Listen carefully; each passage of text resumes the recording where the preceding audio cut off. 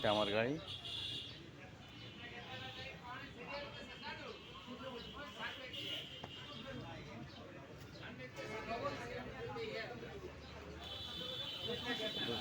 গাড়ির লাইন আমি হাঁটতেছি, তেল নেওয়ার জন্য সবাই লাইনে গাড়ি রেখেছে, সিঙ্গেল সিঙ্গেল লাইন।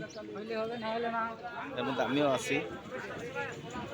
শুক্রবার সময় আছে, পাশে মসজিদ আছে, ওই জন্য জুম্মার নামাজ পড়ে নেব।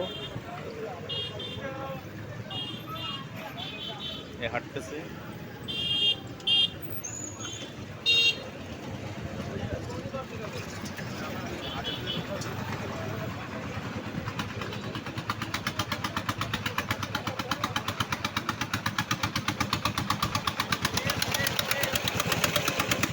হ্যাঁ,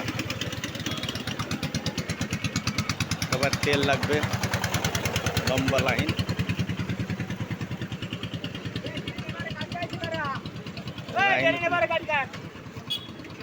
লাইনের কোনো শেষ নাই।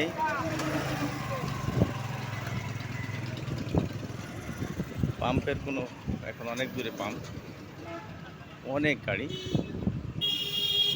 হয়তো সন্ধ্যা হয়ে যাবে, তবুও মানুষ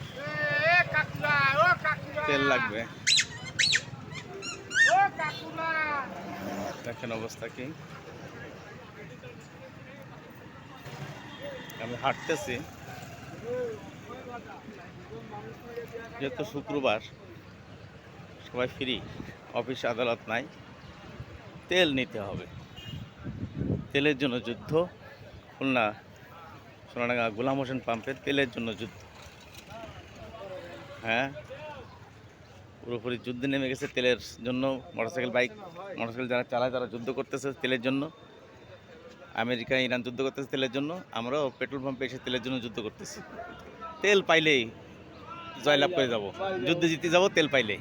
এই হচ্ছে আমাদের আজকের অবস্থা। দেখেন সোনাডাঙ্গা পাম্পে আমার গাড়ি এখান থেকে প্রায় আধা কিলোমিটার পিছনে রেখে আছি, দেখতে আসলাম। হ্যাঁ, তেল দেওয়া শুরু হয়েছে, হয়তো তাড়াতাড়ি টানবে। অফিস আদালত নাই, সবাই ফ্রি, সারাদিন বসে থাকবে।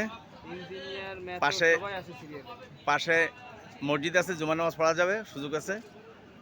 প্রিয় দর্শক, আপনারা যারা জুমার নামাজের টাইম হবে নামাজ পড়ে নিন, আমাদের জন্য দোয়া করেন যারা তেল নিতে পারে। আল্লাহ হাফেজ, ভালো থাকেন।